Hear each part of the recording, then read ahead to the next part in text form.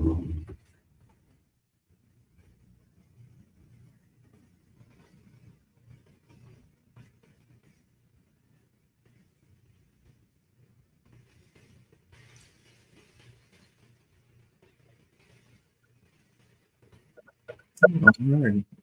morning. How's everybody doing? Hey, good morning, Tanya.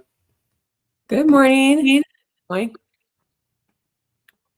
All right. Looks like we had a couple people on live, and then I guess we're waiting on a few more. People did fill out the form, so I'm seeing they got some work done. Keisha looks like she's really busy. But I know it's kind of a new day in real estate. I'm sure everybody's. I guess the Feds dropped the rate again, and correct me if I'm wrong, but it didn't do anything for the interest rate, right? The rates went up. Does that sound right? Yeah, that's what I heard. They didn't. So yeah. So everybody was trying to convince everyone that, when the Fed dropped the rate, that the interest rates automatically fall in line. I know Robert said he took all of his commercials down after that. So I was like, that's pretty interesting, because I've been telling people, I've even made posts. I said, look, it's about the trend. It's not about 1 week. So you have to basically look at the trend. Is it trending downward? Is it trending upward? And right now it's not doing either. We'll get one down, one up, one down, one up. That means it's just flatlined. So if you think about what's going on in the market right now, it really has very little to do with, I guess, what the normal predictors are. Now, I've been saying this for years, and people ask me, like, how do I define the cycle? So I guess I've never really cleared that up, because I always say it's a buyer's market or a seller's market, but I don't really get into what are those factors that create what I call the 4 to 7 year or 5 to 8 year cycle. And I'm just going to come out and say it, because I guess everybody's been trying to figure out, how do I come up with these numbers? And I say it's always based on the presidential election. Every single time.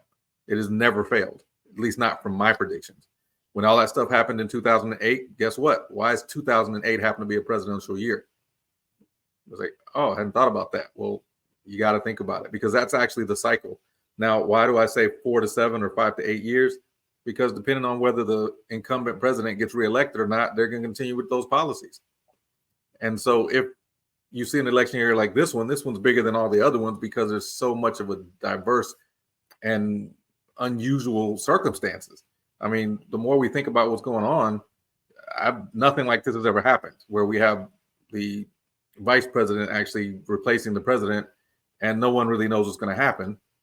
What we saw in the last 4 years was depressing compared to what everybody predicted would happen. And so everybody's like, well, we knew it was going to be a shoe-in if Biden stayed on the ticket, but now that they've replaced her with Harris, it's like, what's going on now? Okay, well, no matter how you look at it, it's 4 years. It doesn't matter which way you look, it's 4 years. And my prediction is it's going to get better regardless. It doesn't matter. At the end of this election, it's going to get better. It just depends on how much better. And in my opinion, the Republicans always look at businesses and give businesses breaks. Trump's a little different. He is a businessman, so he gives even bigger breaks because he knows what he would like.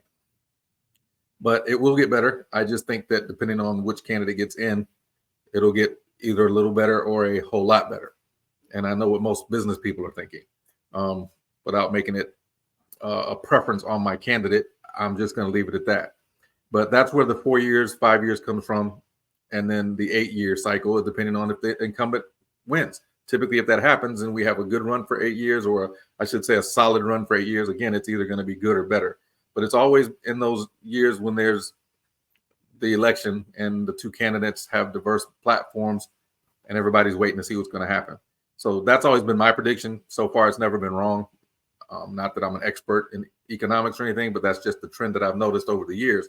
So that's where the cycles come from. Now, when you think about the cycle, what are we looking at as far as the cycle is concerned? Well, is it a buyer's market or a seller's market? And that's really what ends up happening. So you start noticing, all right, things have slowed down drastically. That's going to favor, guess who, the buyer. Now, unfortunately for agents, that doesn't help us a lot when there's a whole lot of inventory, because it just sits longer. But if you are working with buyers, they have a lot more options. they can ask for things they couldn't ask for when it's a seller's market. When we're down, they typically say between 4 and 6 is a neutral market. I'm going to say that's probably incorrect based on what we've been used to for the last 4 years, because when you're used to less than 1 month of inventory, 3 months seems like a lot. So a buyer's market probably feels more like 3 to 5 months versus 4 to 6. And now when properties sit on the market for 120 days, it's like, oh, that's a really long time. But in the days, it used to be 180 days wasn't long. My mom's house used to sit on the market for 9 months. And I think I told everybody about her cash cow story. That was the one house she wished never sold. But 9 months later, it did it. She was like, oh, goodness, where am I going to get these buyer leads from now that my cash cow is sold? But that's just one way to look at it. And with all that being said, obviously, we have a few people that are that did some work this week. I don't see Lakeisha on here. Anna put in some numbers. Sherry has one, but she said she's not feeling well, so let her go there. Looks like Brianna put numbers in, but I don't see her on the platform for the stage. Looks like we got a couple in the live. And then Lakeisha, she looks like she had a pretty big week, but she's probably out on appointments. So that's the good thing about seeing these numbers here. I like usually to get people to come up and let us know where they got them from, because it's always big news. But rather than do that, since there are no numbers to go over, no one to go over their numbers, I guess me and Tanya are going to have a conversation today, and everybody gets to kind of listen in and see where we're going. I do have some big news, but I'll get into that after I let Tanya do some talking. So what's been going on with you? Well, you can't leave me hanging like that. That's Oh, exciting no. about the big news now. Oh, well, I'll definitely chime everybody in here in a second.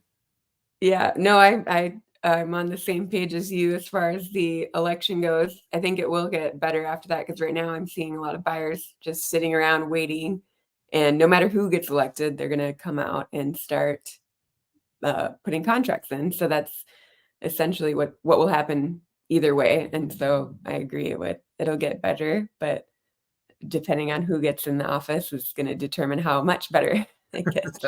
And it really is that simple. And that's why I like to explain to people, like, yeah, the cycle is whether it's a buyer or seller market, but the seasons, they dictate what is going to happen regardless. So it could be a buyer's market come next listing season. I always say listing season because it's, in my opinion, like, typically April or March is when taxes really get going. But March to like Labor Day or just before Labor Day, we start seeing a lot of action in as far as listings. And of course, when there's more listings, there's more buyers because they're trying to, jockey for position. And it's always about the school year, especially, school district, because a lot of people are trying to jockey for positions to get into the better schools. And once that happens, then it kind of levels out during the summer, and then we see what we see. But that's listing. And then toward the end of the year, it's always going to be the buyer or the builders. The builders love to market a whole bunch more properties, and specials and incentives. So that's kind of what I've seen. Yeah, the December to remember. Yeah, that's my favorite story about that. I always talk about that because I don't know. It seems like everybody doesn't remember the December to remember with Lexus, but that was their theme. And I think it was back in the 80s, probably when there was I think that's when the last real recession happened.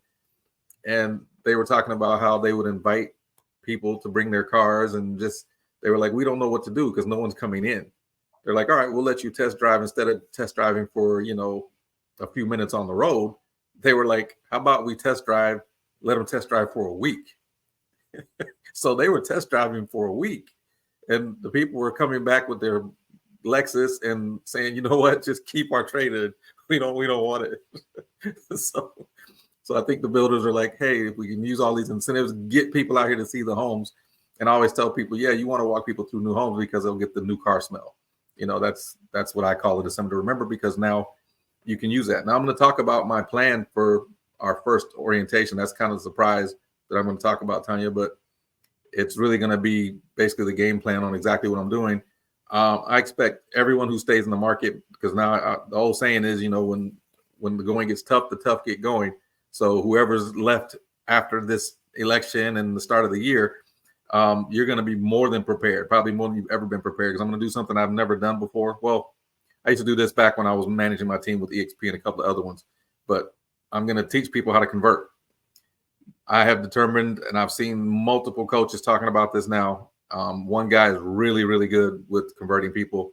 And I listened to someone who finally repeated my philosophy verbatim. And I'm like, I knew it. And that's what he specializes in, converting people, doing leads all the way to closings. And I'm going to show people that game plan here in a second. But anything you want to add? Looks like we got a few people that filled out the form, so I'm going to bring them up. No, I think you're spot on. The people that are going to be here in January are going to be solid. Like they're not going to be just doing one transaction a year, because those people aren't going to survive anymore. Yep. There you go. And that's just, it's my belief, but I honestly feel like, yes, we're in a weeding out process, and we're going to see who the tough ones are. And the tough ones are going to be the ones that last. Yeah, looking forward to it. People are still complaining about dealing with agents, which I've experienced too, on the other end of their transaction, who don't know anything and are still like, just not well trained, I guess is the better way of putting it. And so either they're going to get out of the industry or hopefully find some better training to stick with it. There you go. Yeah, and I'm literally going to hit that hard here, because I mean it affects everything. It affects even our recruiting efforts for bringing people to LPT or other places. I picked up a couple of new agents just randomly because they come to my training events, and they're like, you know what, I remember coming to your event and I just want something different. So that's what's actually happening. It's that time of year. Usually this time of year I pick up 4, 5, 6 people, but I picked up like 2. It may get more by the end of the year. We'll see. But it's because some people are just leaving. Matter of fact, one person was asked by the broker to leave the team because they didn't pay their board dues. And I'm like, oh, I didn't even think about that. I forgot you have to be part of the board. So if they're not making any money and they keep getting asked to pay money and they're brand new agents, they're probably like, where are all these fees coming from? Like, I don't even know how to make any money and I'm having to pay all these darn fees. So I get it, but that's what we're faced with right now. But I love what I think what Shay was one that said this in one of our meetings. He basically said, it doesn't matter how much we complain as veterans. It does not matter. The people who are joining now don't know about what it used to be like. So in a year, that's who we're competing with. They're going to be like, oh, this is always how it's been for us. So if you complain about how it used to be, we're over here just working because we don't know any better. So we got to get used to doing the things that we weren't used to doing in the past and make that part of our norm.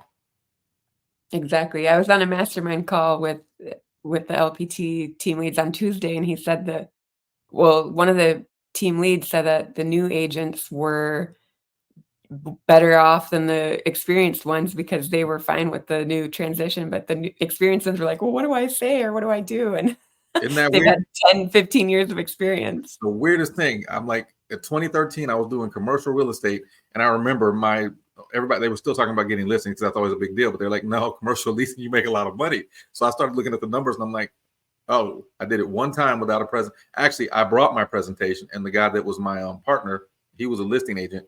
He says, don't worry about it. I'll do it this time.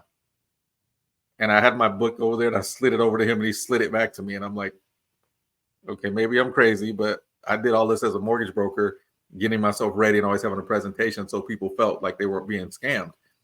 And sure enough, he just winged it, didn't ask them to sign any paperwork. And I'm like, oh my God, I got a buyer rep agreement here and no signature. That's the one lesson I will never have to learn again.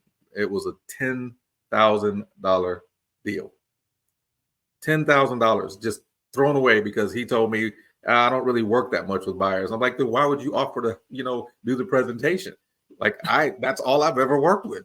Like I'm a mortgage professional. All I work with is buyers. He's like, well, it's a lease. It's the same concept. They need to spend X amount of dollars a month to get into a space. I'm totally fine. He's like, well, I thought I was going to help you out. I was like, well, why didn't you just offer to get him to sign the agreement? He's like, yeah, it's kind of different. I'm like, it's not any different than doing the listing side. He's like, oh, I've just never looked at it that way. And I'm like, wow. So of course I didn't want to go back later and be like, hey guys, come sign my buyer agreement or listing or leasing agreement.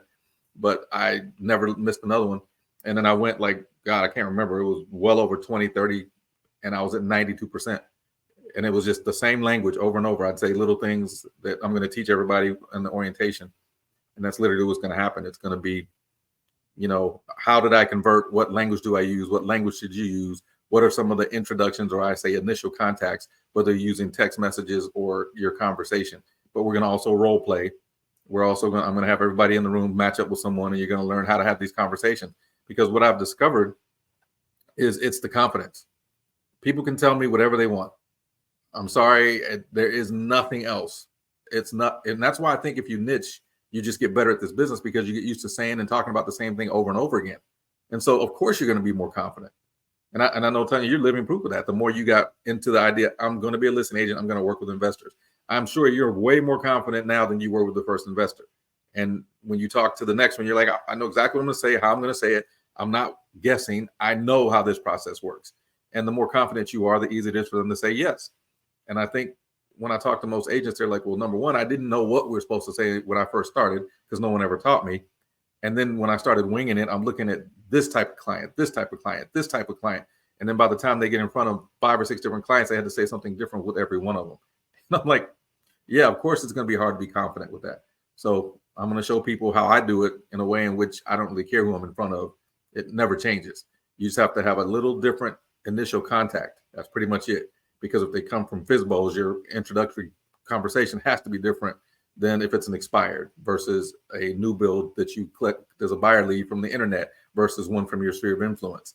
Each one of those initial contact conversations is different, but everything else from that point forward should not. Your elevator speech should not change.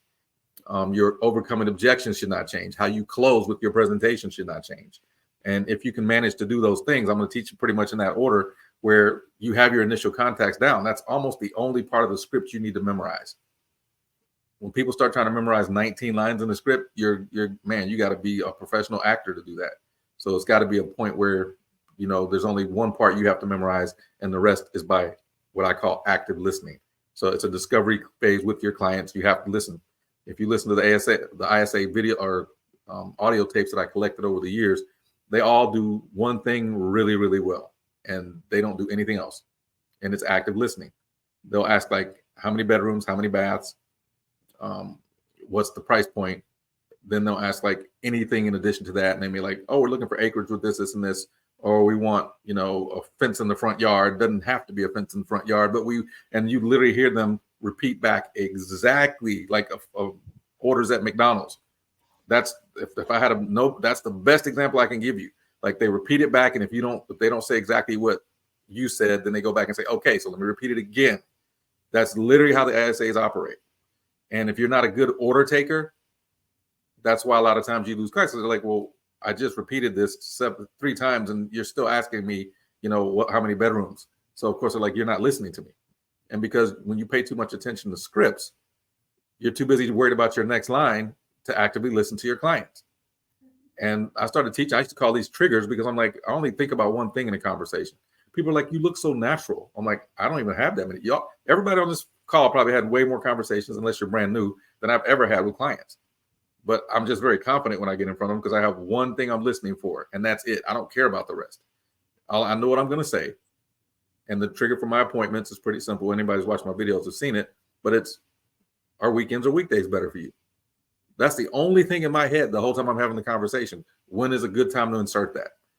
And as hey, so when do you guys typically shop? Well, usually on Saturday, especially on open houses. I'm like, oh, do you normally come in on Saturdays? Yeah. Okay. So what day's better for you, Saturday or Sunday? Well, yeah, Saturdays will be good. Morning or afternoon? Afternoon, 1 or 3 o'clock. It's the same thing over and over again. And they're like, well, how can we do 2? Well, of course you can do 2. And then I have my little spiel.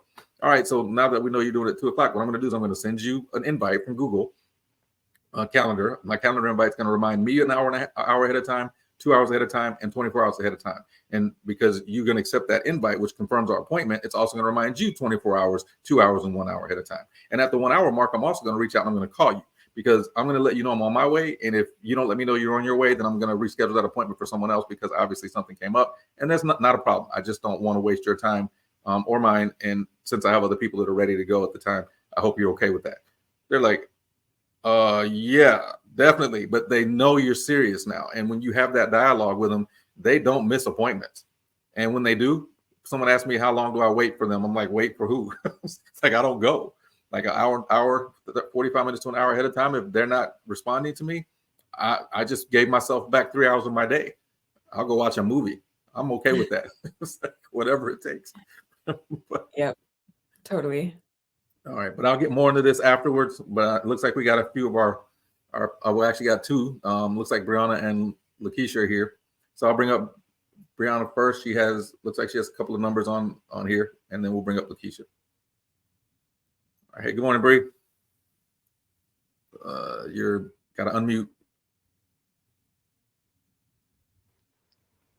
Sorry about that, y'all. Oh, no worries. Good morning. Good morning. So let me see.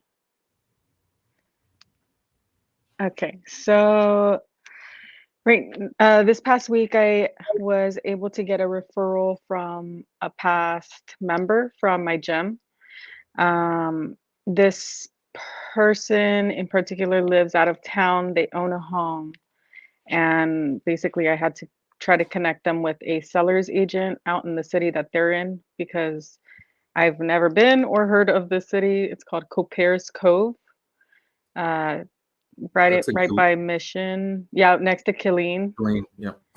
I was able to locate an LPT agent sometime last week, and then from there we need to get a purchase done out here. So I'm kind of waiting to see what the agent discovers, but they had a listing appointment I think on Monday. We're on Thursday now. Yeah, so on Monday or Tuesday, what was it? Yeah, it was Monday. And basically I need to wait for a date that they can come here to San Antonio. The other lead I had was from an open house block party that I did for the builder at Starlight a few weeks back. This is a Spanish speaking client and a bank statement only. So I kind of went on a little spree trying to find a lender specifically for that. And then also I had to recreate my presentations and realized that I should have had that done a long time ago, honestly, because I do get Spanish speaking clients, but I typically get away with showing them my English version and then I just kind of translate. But with these people in particular, they really seemed like they were gonna ditch me if I didn't do it specifically in Spanish. So I had to recreate my buyer presentation for them and got through it with them, but it did take me about 3 hours, maybe 4, just sitting down with them. Yeah, so it was an eye opener. I do speak Spanish and it was actually my first language, but I don't speak it every day. And I understand real estate terms are so different. So different. Oh my God. And it's so hard. But it was definitely, like I said, an eye opener, and it kind of made me realize that it's an untapped market that I really haven't focused on.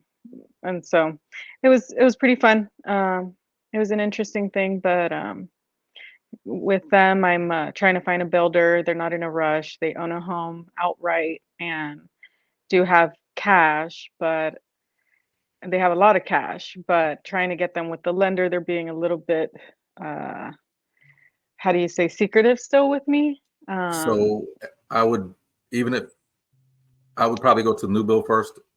You already taken them? Yeah, so I met them at the first builder being Starlight, and then showed them 3 homes there. But then on my second appointment, which was the buyer presentation, I met them at another builder being First America. Okay. But again, I was trying to get them to sign my buyer agreement at that point after 3 hours of explanation.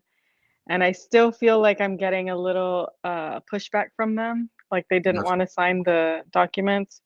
I told them that's fine. This is like, I printed everything out because I kind of figured they didn't want to do e-signatures. After the presentation, I asked them and they agreed. So I already had it printed out and I gave it to them. I was like, look, you guys can take this to a different person to translate, but the documents are in English.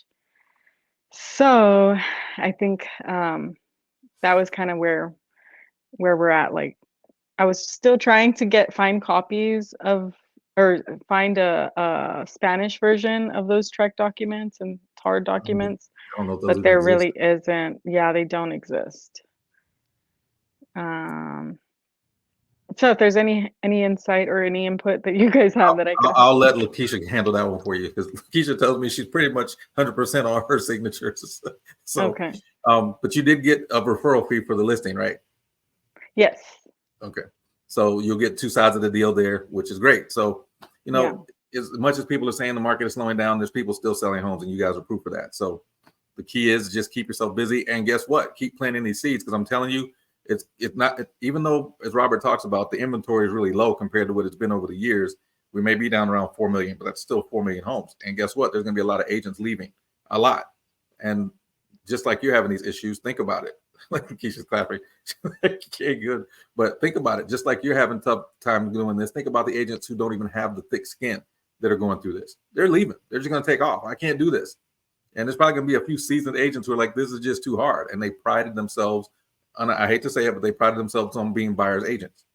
And they're not able to do the sales part. See, for listing agents, that's why it's weird to me.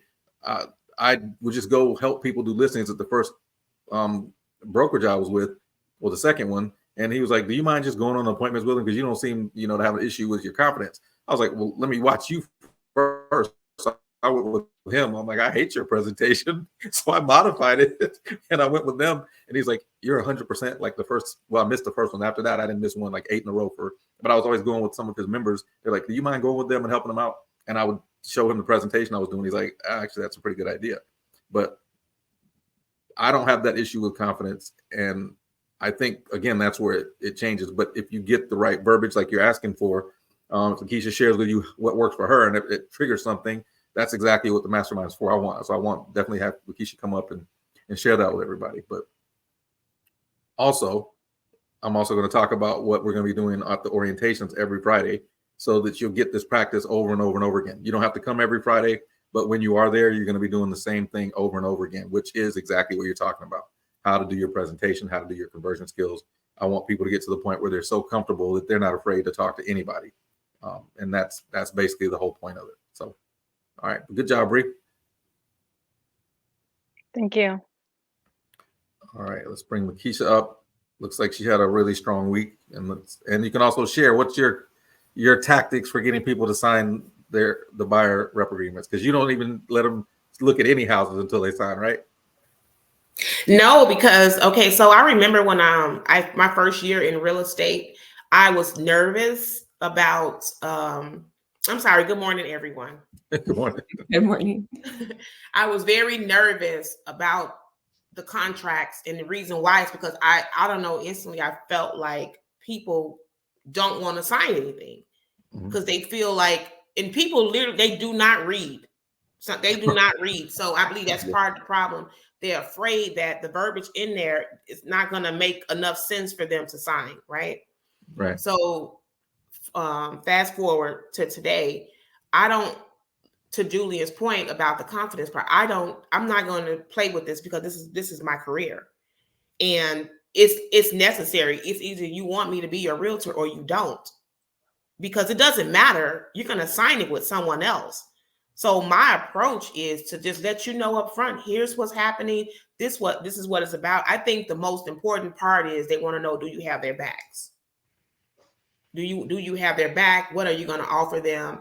And to me, I kind of like, I don't push it or anything. I just say it. In order for me to represent you, I must have this done, and that done. And this is what's going to happen when this is done, that's done, and this is done. I just had one that was procrastinating. I'm like, okay, well, you can procrastinate. I'm not taking you out to see a house. Don't call me and ask me why you're not seeing anything. You have to sign my paperwork, you know? And so they eventually signed it, because I told them, I'm not taking you anywhere until it's signed. Absolutely. And here's the thing that I think, and Lakeisha, you've heard me talk about this a lot, but as much as it may sound weird, you're going to have to throw all the realtors under the bus. Shay did this the other day, and I just laughed. I think I heard a couple other people, Matt talked about it, some other folks, but it's true. At this point, it only makes sense, because when you run into these clients, they're not going to know any better. So you're going to have to literally say, hey, other realtors may not do this, but they should be. If they're not doing this, they're wrong. And at that point, they're like, oh, shoot. So if they're not getting you to sign the documentation, they're not doing their fiduciary responsibility, because our job is to look out for your interest above our own, and it's a legal requirement. And if they're like, oh, so it's for your best interest. And then if you're any good at explaining the IBS, I would take some time to, practice that thing until you understand it, because that's the whole reason they designed it, for you to be able to do exactly what Lakeisha's saying. Show them that you're looking out for their best interest and you got their backs. That was what that form was signed for. But as you said, not only do consumers not read, realtors don't read the IBS, so they even know what's in it. If you know what's in the IBS, you'll be like, oh my God, I should have explained this a long time ago. But I always point out one line in there. I don't even bother to get into the other stuff. All I point in is the one line that says, I must protect your interest above my own interest. And they're like, what does that mean? Well, that means it doesn't matter how much I make off the deal or what happens for me. My job is to do X, Y, and Z. I'm going to walk you through a process from A to Z. That process is everything you see in this IBS, whether I'm representing you on the buyer side or the seller side. My job is to protect you. They may tell you that, we're not attorneys, but we represent you the same way. I can't share stuff with the other side. They can't share stuff with me that's going to infringe upon you getting the best deal possible. So whenever I take you out, and that's when you'll hear me do my little elevator speech. But again, we're going to go over all this every orientation. I'm just like, we don't tell you no, we tell you how. And when you work with us, whether it's credit, whether it's this, whether it's this, whether it's this, whether it's this, and when you work with me and when you sign with me, I'm going to do this for you. When you sign with me, I'm going to do that for you. When you sign with me, I'm going to do the other for you. And they're like, okay, well, when do I sign? But the other half of that is if they don't sign. I mean, I've gotten to the point now when I do my commercial leasing presentations, they literally stop me and go, can we get you to sign something so we don't lose you? Okay. Now, at that point, you're doing everything you're supposed to do, because I make the process sound so tough. And I think that's where we're going to get to when I talk about my presentation.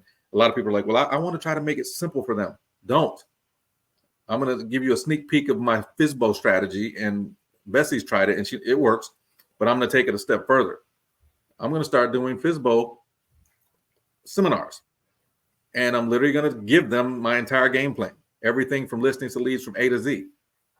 By the time they finish looking at all the stuff that's in listings to leads, the 100-point marketing plan, even if they tried it, they're going to give it back to me. I tried 2 of those things you showed me. There's no way in the world I'm going to be able to market better than you. You're an expert at that, right? Absolutely. Because a person can represent themselves in court, but they typically don't do a very good job.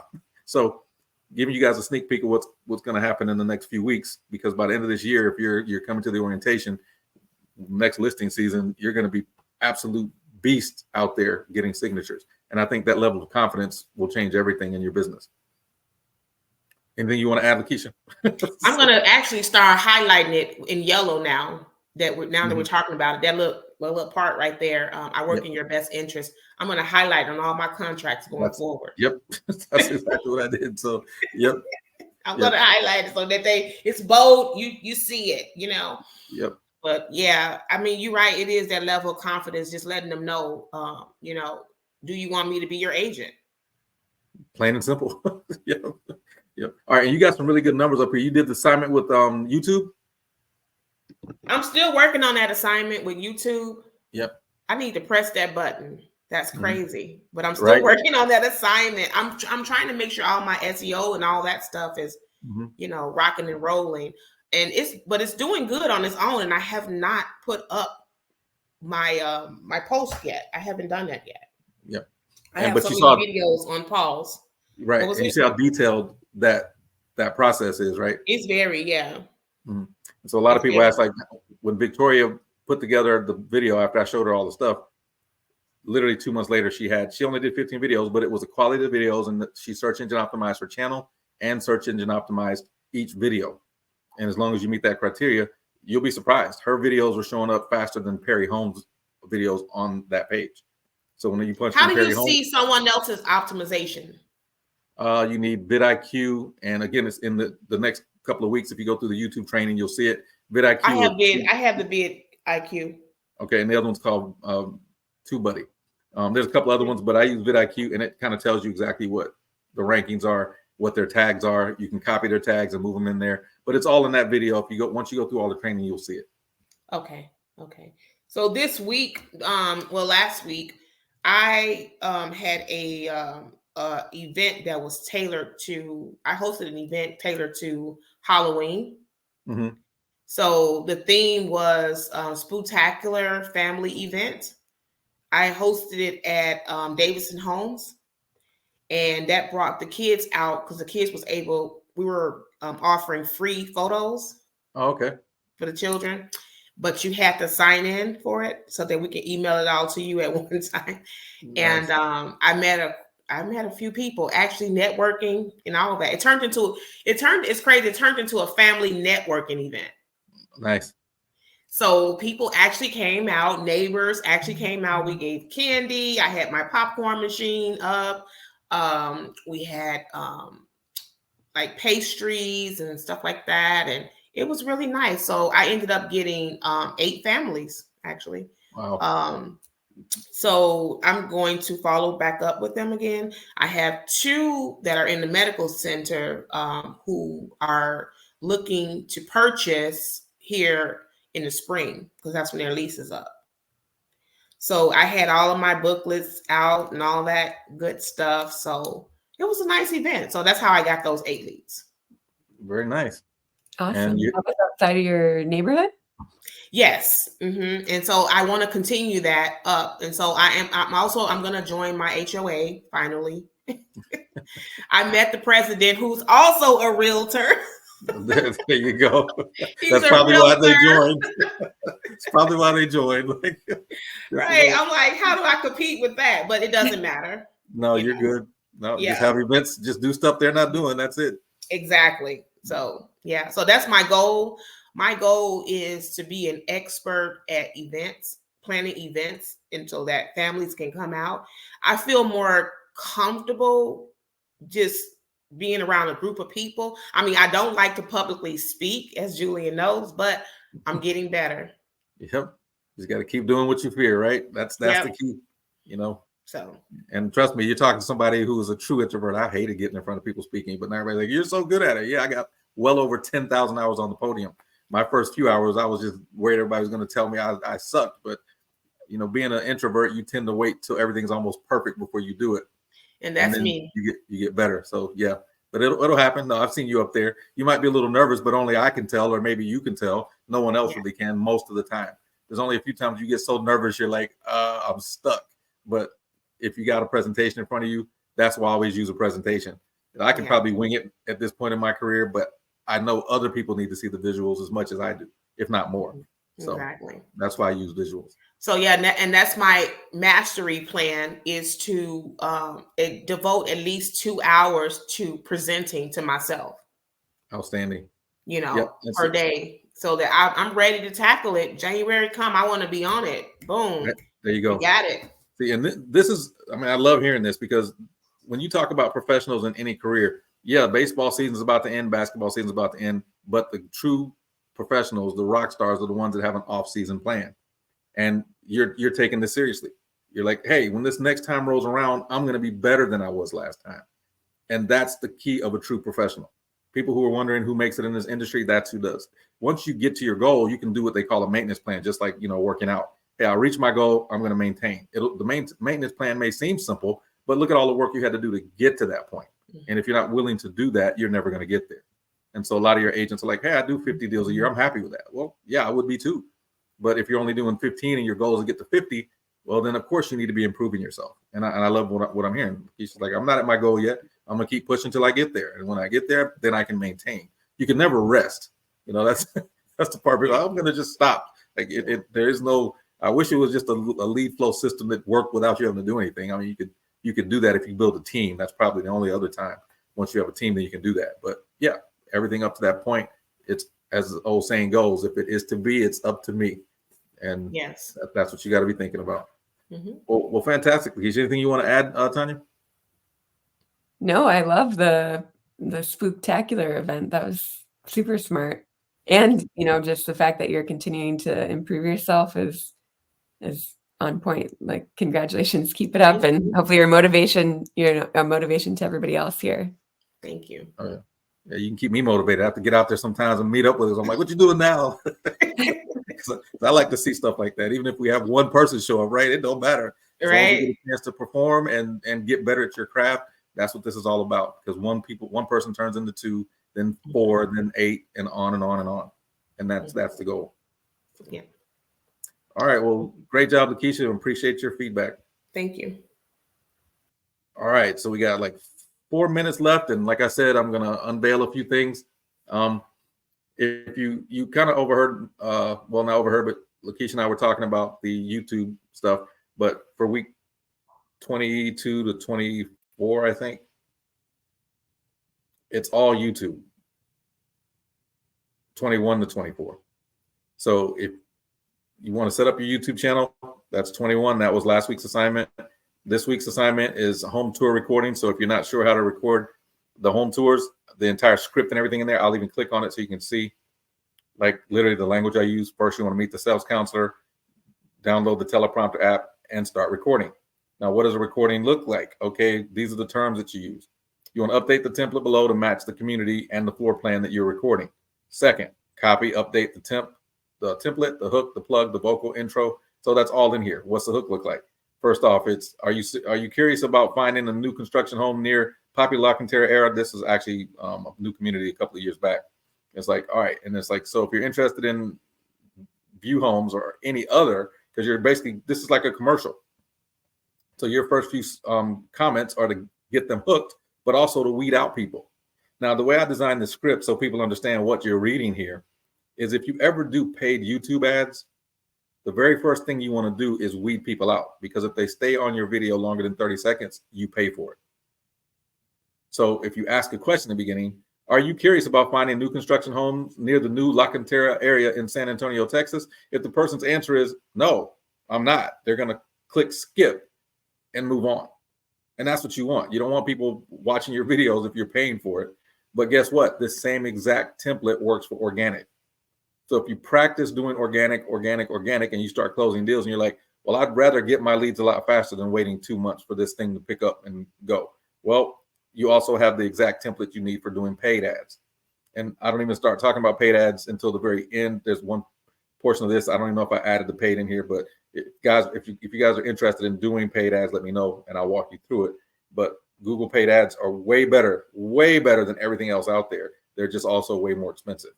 So you just have to be okay with the idea of spending money. But if you close a couple of deals, you probably will be. But that's the assignment. If you go through and you read everything, you'll see step by step what the language looks like. You just copy the script, and I guess I need to take all the instructional stuff out of here and make like just the script. So like some of this stuff, I group this together, and just put like the script part. So you just copy that, put it in the teleprompter. So I'll make it a little bit easier, but I wanted to explain everything in here of what you're looking at and why it's where it is. So hopefully that makes sense to everybody, but that's the assignment for next week. I also want to get into a little bit about the Friday's agenda going forward. So if you look here, it's like what's available through J Prime and LPT. So 1050 every Friday. So I was able to secure a space over at My Insurance Group with James Cardenas. He's like, man, we would love to have someone that can just train people on a regular basis and put it on our calendar. So I worked out a 6-month agreement with him where I'm just going to train every Friday. I got the space from 9:30 to 1:30 every Friday, and then the first Wednesday of every month, or at least one Wednesday every month. But the goal is every time we bring on new people, especially, and right now, everybody on the team, and I'm probably going to invite the Mastermind folks as well, but we're going to come in. A lot of this just has to do with LPT. So some people have to sit through 15 minutes of, the LPT Connect, using the marketing tab, and, where to find Monday Motivation. So I'm pretty much just going to go with the LPT Connect, because that's where we find everything. Anybody who's new to LPT and doesn't know where to go, this will be the easiest way to find it. Then I'm going to talk about J Prime being part of the team. Okay, what the compensation looks like. And of course, this mastermind. So the KPIs, this should take 15 minutes. Now, the rest of it, which I'm going to go to like 1050, is 35 minutes. It's going to be 3 steps of conversion mastery to convert leads to clients with growing confidence. It's your initial contact, your intro, and your elevator speech. The informational, what I call informal presentation, which is basically how you set the appointment. So you're overcoming objections and setting the appointment. And we're going to talk about that. And then your formal presentation, your unique selling proposition, and your presentation materials. So you got to be able to close. And as you guys heard us talking a little bit earlier, You know, you got to be able to offer them something different. That's when I offer my unique selling proposition. That's why they go, can we just sign with you? Because from their perspective, like no one is doing what you're talking about. We've had multiple people do X, Y, and Z. You're the only one that ever talks about this. But it really, a lot of it just boils down to one thing that I do differently. I don't sell, I educate. I literally, just like I'm training you guys, and that's why I was telling everybody, if you're a team leader, you have to understand the fundamentals of instruction. When I'm in front of people, I'm doing exactly the same thing that I'm doing with you guys.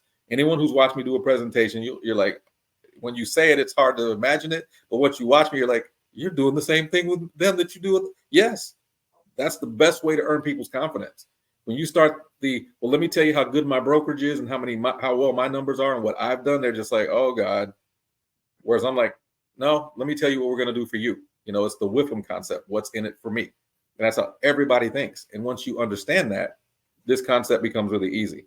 So from there, you know, you can expect, 2 to 4 times your ROI, 3 times as many qualified appointments. Because once you get to the point where you're confident with this stuff, you're ready to take on all comers. It never bothers me to get in front of someone like, can you demonstrate? I'll be like, I don't have to be prepared at all. If I got my presentation with me, I bring that thing, I flip it open, and I'm like, let's go. I don't care who it is. Whatever they're saying, I'm so confident. And people have heard me talk about this, and it started happening with the new bills too. But what changed? When you listen to me talk about, and I think, matter of fact, I think it was with Keisha one of the times where I was like, it's new bills, period. Like I truly believe that new builds is almost 80 to 90% of the time the better option for a client. They have to convince me that it's not. And that's how confident you have to be. But guess what? There's no way to be that confident about new builds if you don't 100% understand pre-owned.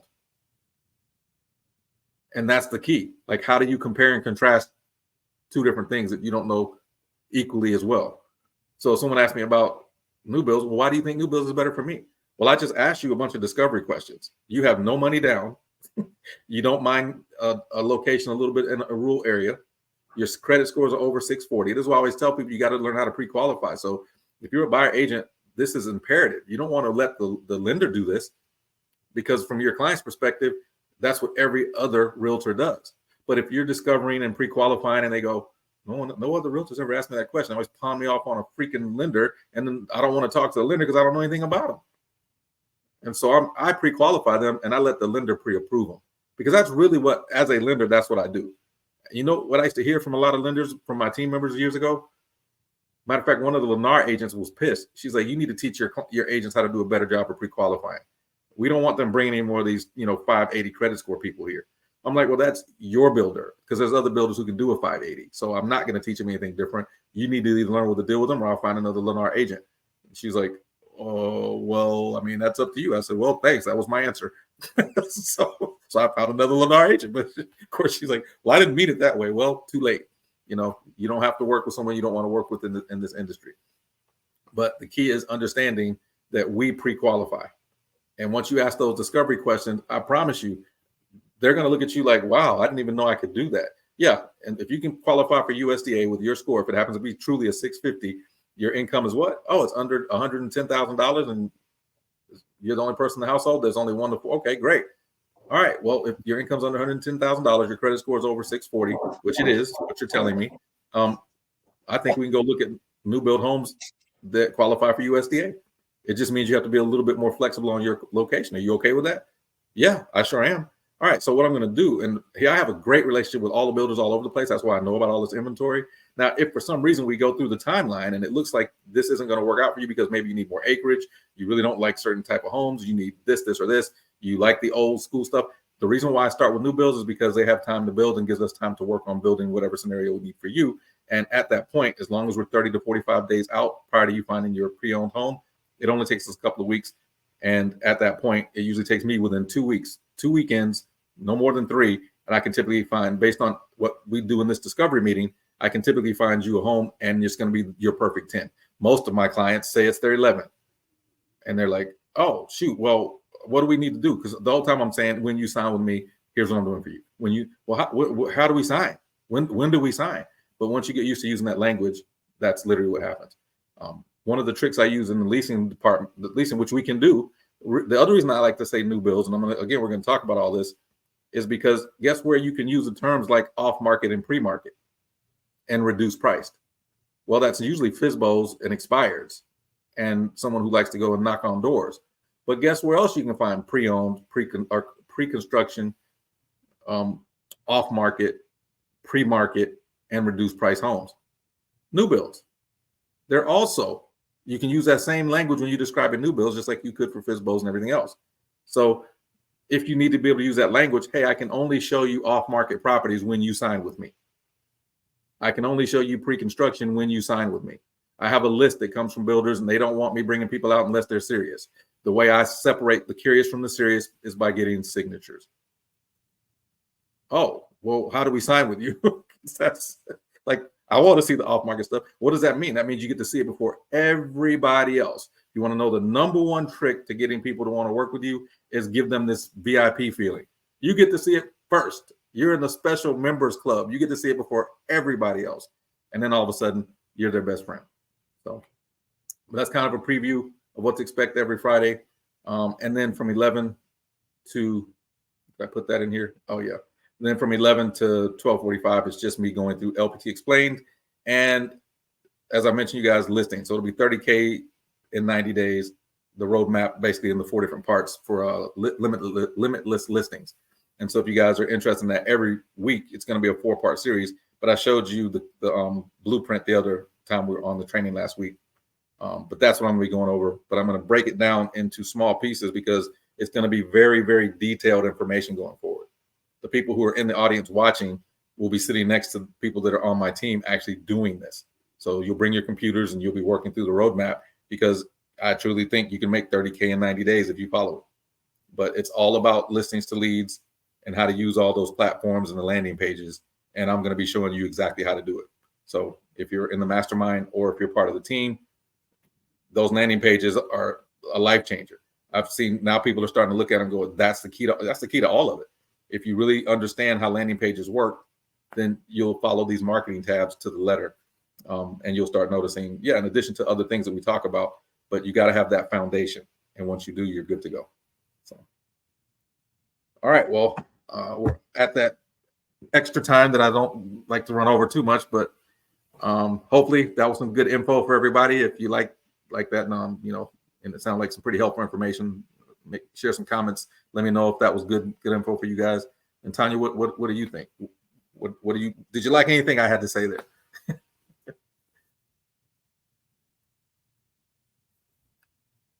Tanya, anything you wanted to add? Oh, sorry, I think you froze and you're muted.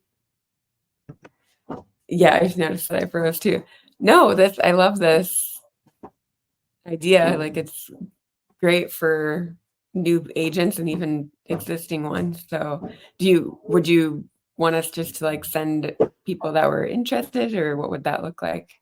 I mean, if you're in my downline at all, yeah, absolutely. Because I mean, this is productivity for everybody. So every Friday we're doing this. That's why I wanted to, when I put the message out, I sent it out to everybody in my downline because I don't see where there's a downside to having everyone on the team learning this stuff and getting better. Because if they're more confident and they're closing more deals for you, then of course they're helping me with my cap. And then eventually I'll start making money from it. My team members, of course, it's more of a requirement. I want them to be there until they get it down. But other people can randomly show up. They're like, oh, I covered that one last week. Well, there's nothing wrong with learning the same thing for 4 weeks in a row, or correction, every 4 weeks.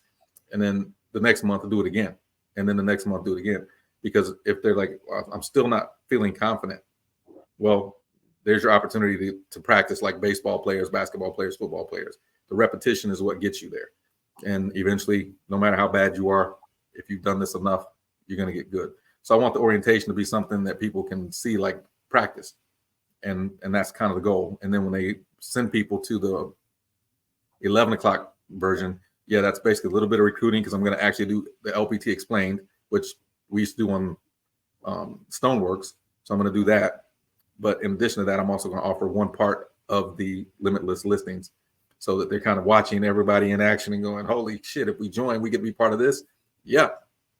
So send people to the orientation if they're agents you already have on your team, and then tell them if they have other agents they want to invite to send them to the 11 o'clock, which I'll talk about the orientation every Friday for people that join. So that's kind of the goal. Yeah, I think that's great. Until the end of the year, or how long are you doing it for? Forever. for the next 6 months. And then James says, hey, man, we got such a great turnout. Let's sign you for a couple of years. I'm like, we'll see. But yeah, that's my goal, is to really get to the point where I have systems in place. I'm not recreating stuff over and over. The recreating is, it takes a lot of time. It's kind of like research and development.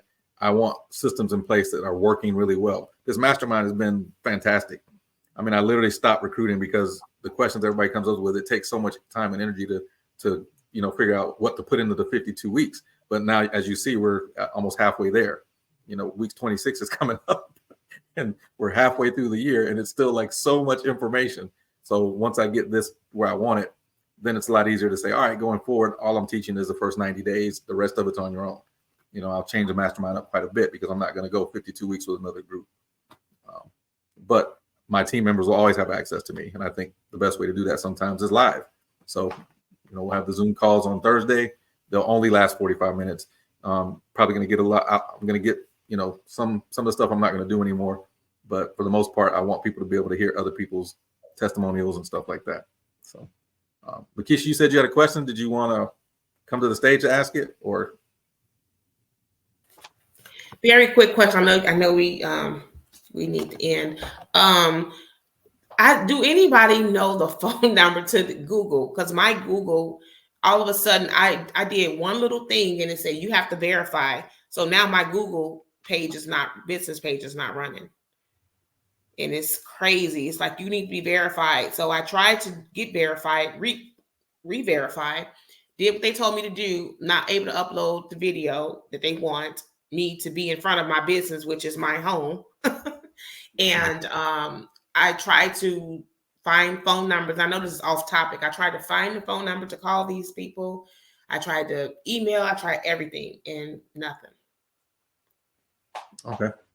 I'm like, should I just do a new page? So I guess that's my question is, should I just create a new page, but then I'm going to lose everything? I mean, I would go to YouTube first, see if there's a process on a how-to video before I do that. But I mean, worst case scenario, I guess.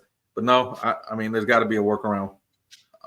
If not, then I would start with Google and then maybe go to one of those groups on Facebook that's what they talk about, Google specialization or something. Any other thoughts, Tanya? Yeah, that actually happened to me because I changed the address and I had to try verifying it like 3 or 4 times and it took like 4 weeks, but you can't get a hold of anybody or anything, but it did end up going through eventually. Right. When you try to upload the video, it'll take you back to the same page asking you the same question. That's what I'm going through. Yeah. Exactly. So you just have to do it like 4 times. For 4 weeks. Yeah. Okay. I think I actually did talk to somebody. I'll look through my emails. I think I might have emailed somebody and then they told me to do it again, but it wasn't helpful because there's like a troubleshoot option on there, but it's not helpful at all. Draining. No. So yeah. Well, thank you. Patience and persistence on that. Okay. Thank you. All right. Well, hey, that's what we're here for. Some of these issues to get knocked out. Any other issues or questions like that? Take them to the community, and we'll do the best we can to research and get an answer back to you. But appreciate everybody coming out this week. And again, it'll be 2 weeks, 2 Fridays from now. On the 8th of November, we'll start the live. And I want everybody to show up that is available to show up, at least for the 10 to 11 version. You don't have to stay for the rest because you've already seen most of that. And then, of course, if you want to walk through the limitless listings, you're going to have to stay for the 11 to 1 portion anyway. So if you plan 3 hours out of your Friday, and then take off for lunch or whatever, start your weekend, that'd be a great way to get started on the 8th of November. But until next week, you guys have a great week, and we'll see you then. All right. Bye, guys. Have a good week. Bye.